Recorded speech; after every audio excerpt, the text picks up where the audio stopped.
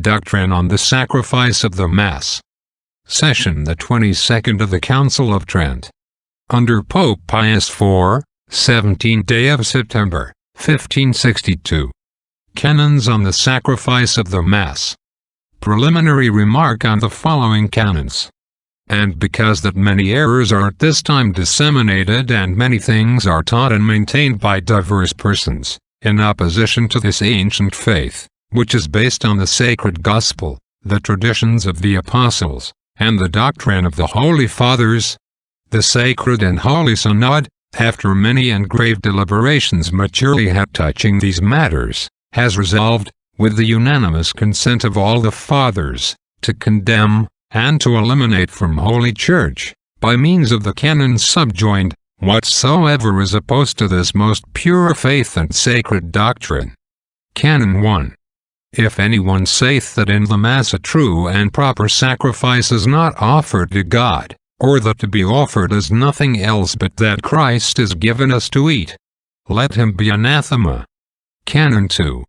If anyone saith that by those words, do this for the commemoration of me, Christ did not institute the apostles' priests, or did not ordain that they and other priests should offer his own body and blood, let him be anathema. Canon 3.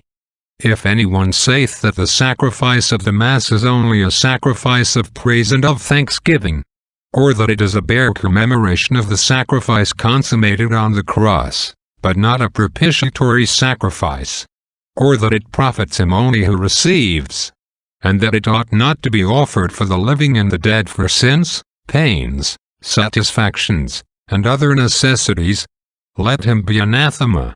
Canon 4. If anyone saith that, by the sacrifice of the Mass, a blasphemy is cast upon the most holy sacrifice of Christ consummated on the cross, or that it is thereby derogated from, let him be anathema. Canon 5. If anyone saith that it is an imposture to celebrate Masses in honor of the saints, and for obtaining their intercession with God, as the Church intends, let him be anathema. Canon 6.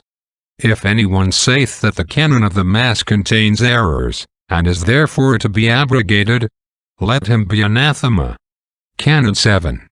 If anyone saith that the ceremonies, vestments, and outward signs which the Catholic Church makes use of in the celebration of Masses, are incentives to impiety, rather than offices of piety, let him be anathema.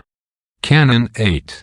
If anyone saith that Masses, wherein the priest alone communicates sacramentally, are unlawful, and are, therefore, to be abrogated, let him be anathema. Canon 9. If anyone saith that the rite of the Roman Church, according to which a part of the canon and the words of consecration are pronounced in a low tone, is to be condemned, or that the Mass ought to be celebrated in the vulgar tongue only, or that water ought not to be mixed with the wine that is to be offered in the chalice, for that it is contrary to the institution of Christ, let him be anathema. Amen. Benedicat vos omnipotens Deus, Pater, et Filius, et Spiritus Sanctus. Amen.